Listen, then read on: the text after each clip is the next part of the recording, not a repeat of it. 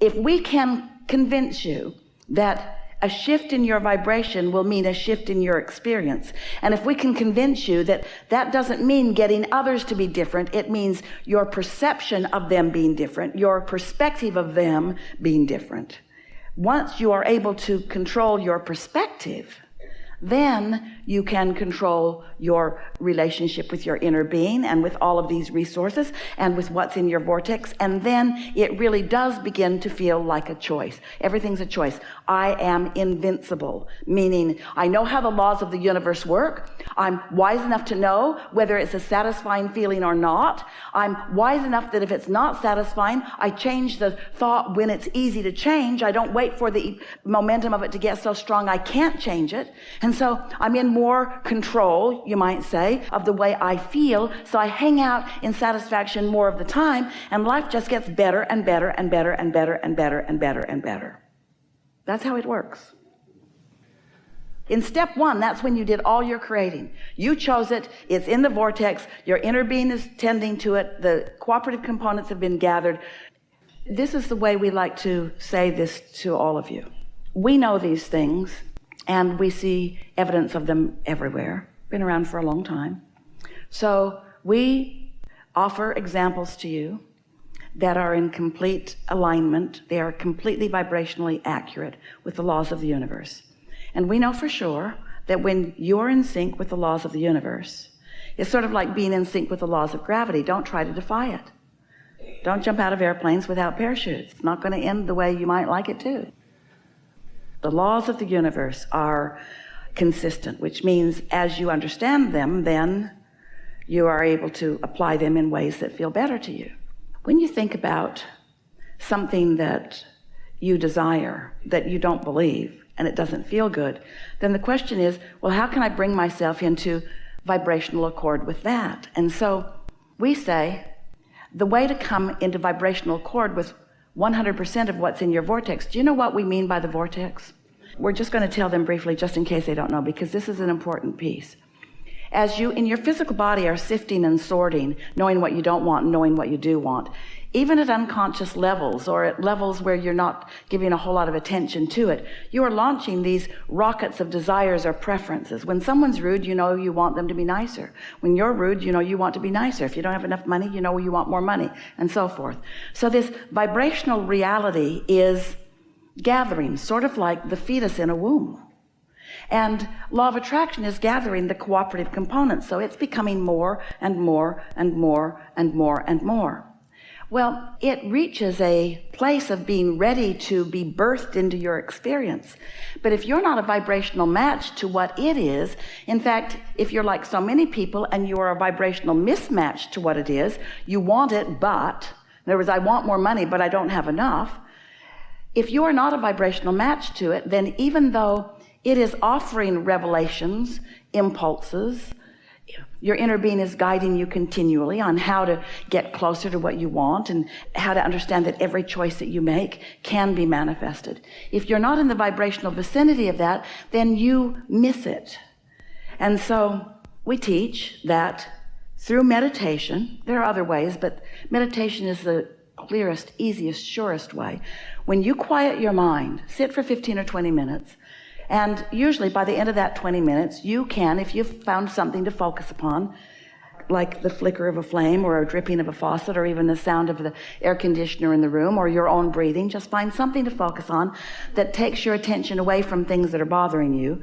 Your vibration will rise, and usually you feel a feeling of detachment in your physical apparatus. And what happens when you accomplish that is that since you have ceased all thought, then you've ceased all resistant thought, which means resistance isn't a factor in your vibration anymore, and your vibration rises, and then you are at one with your inner being, and then the impulses come. Well, we've offered this to you, and it is absolute, and yet, for some, those were only words. They were only words that don't have any true meaning, and therefore there's no true knowing on the part of those hearing, until you have had the experience of meditating and quieting your mind and feeling the detachment and the vibration rising, and then actually felt or had the experience of something occurring to you that felt satisfying as it occurred, and as you followed the satisfying trail of these thoughts that are coming, it led to the manifestation that you want. So since words don't teach, only life experience does, we can't give you the knowing. We can only know it and offer as many examples of it as we can and have as many conversations where you feel energy moving. In other words, see, this is the piece that's missing for most of you. Hear this. We've not said this in this clear way before. Many humans think, well, if I'm the creator of my own experience and I want something that I don't have, then I should be able to just decide it and boom, there it should be. Instant manifestation, there it should be. And we say, you can get to that point, and in some cases you already are. But you didn't come to just decide and bam. You came to let life help you to choose and to continue to amend and add to what you want, to fill in the details, experience by experience, until you've created a really wonderful, rich, deep relationship with life. And then you intended to get into that mode of relaxation and letting it in and letting go of resistance, where you can then receive the impulses to move in the direction of it, because you didn't come for somebody else to just anoint you with stuff. You didn't come to just inherit from someone else what they had created. You came as creator, and you will never find satisfaction without being the creator. Which means, I don't like that, and I know I don't like it by the way I feel. Well, what is it that I do want? Well, I do want that, but I can't get that because I don't believe that yet. I'm still over here. So then you've launched it, and then you begin to find ways of letting yourself be more of a match to this than this. Sometimes it requires not thinking about it, because every time you think about it in the same way that you used to think about it. This is what we want you to hear, and then we're going to tell you a story that's going to make it easier for you to hear it.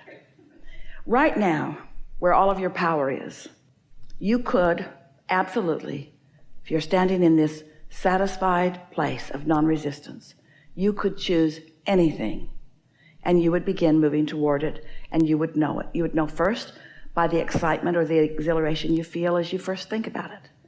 And then, if no one talked to you about how hard it is, and you didn't remember how hard other things like it had been, and you didn't start jamming up the circuit with beliefs and memories that clog it, it would just move steadily from this pure place of wanting into a manifestation.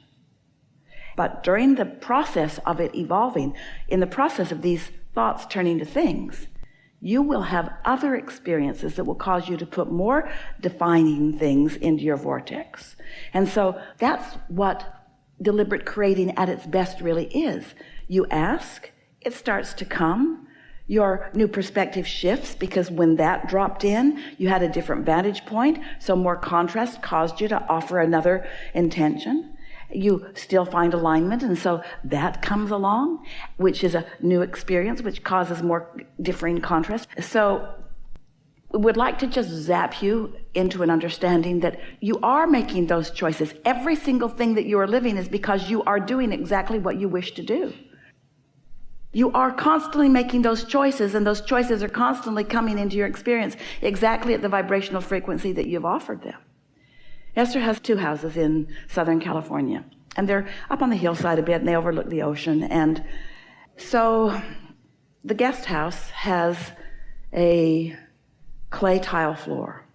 And when Jerry and Esther were choosing that flooring, they chose it from a very beautiful sample.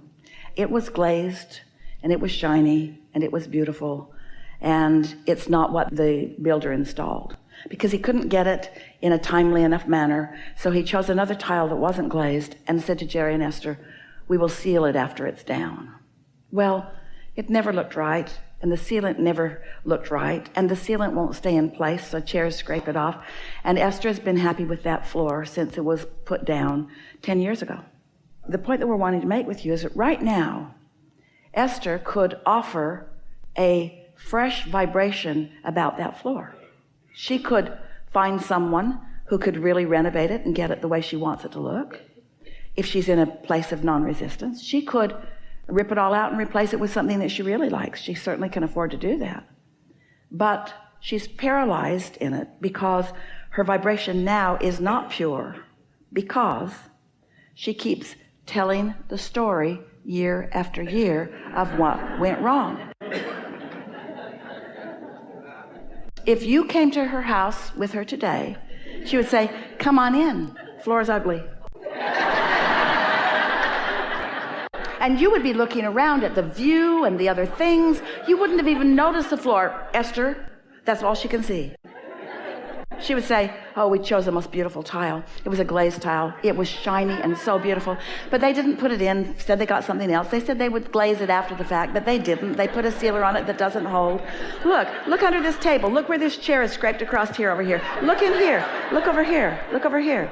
So even though she could be doing what you are wanting to do, choose right now, she doesn't let herself choose because she keeps renewing that. Now, if Esther wasn't thinking the thoughts about what went wrong with all of that, no one would be thinking those thoughts. She's the only one that is keeping those thoughts active. Nobody else is thinking those thoughts. Nobody else ever did think those thoughts. Esther's the only one that ever thought those thoughts. So she cannot find the solution. She can't get to where she wants to be, which is so illogical to her, because she can get everything she wants. She chooses. All kinds of things happen around her. She's paralyzed relative to that. Now, why? What are the beliefs that she holds that won't let her pass that? That should not have happened. They shouldn't have made that decision without me. They shouldn't have done that. They should have sent us the tile and showed us what it looked like. They should have glazed a tile and shown us so that we could have seen the difference between the two tiles. We would have never chosen that. That was wrong that they did that. What other belief? I'd have to move all the furniture out of the house. People might bang it up when they move it out. Where would we put all the furniture when we move it out of the house? In other words, she's got all these very logical, practical beliefs that are not valid, that paralyze her, that keep her. So she holds herself in an uncomfortable place of attraction. Now, you see, we're talking about attraction. She wants a different floor. Calls a contractor. He comes over. He says, "Oh, I wouldn't remove this floor." Calls somebody else. He comes over. He says, "Yeah, I can remove this sealant," but he can't. Calls another guy. He comes over. "I can remove the sealant and I'll put this back on." Looks just about the same. She can't get to where she wants to be from where she is, because she keeps bringing everything forward. She's not in that fresh place. So the answer to your question is, you've got to be in a non-resistant place to just choose, because almost everything that you think about, you've got beliefs about it that are in the way of your choices. Does that make sense? A belief is just a thought that you continue to think. And so the answer is, just think the new thought more. That's why so many aspects of Esther's life are wonderful, just not that one. She has beautiful floors in lots of different places, just not there. And so when you realize that you do have beliefs that are not valid, and any belief that says I'm not worthy is one of those stupid beliefs. Any belief that says Source is going to be mad at me if I do that, there's so much that you believe about yourself and about others that prevent you from enlightenment. What I can see and hear and smell and taste and touch is what I'm using to make my decisions, not what my inner being knows, not what's in my vortex. I'm not under the influence of broader point of view. I'm under the influence of very narrow point of view. And the big question is, am I under the influence of love for myself or not? Is this a satisfying thought? That's all that is required. And if it is, then past resistance is not in your way. In any moment that there is a satisfying thought, past resistance is not active and therefore is not in your way. Oh, it is so much easier than you have been letting it be.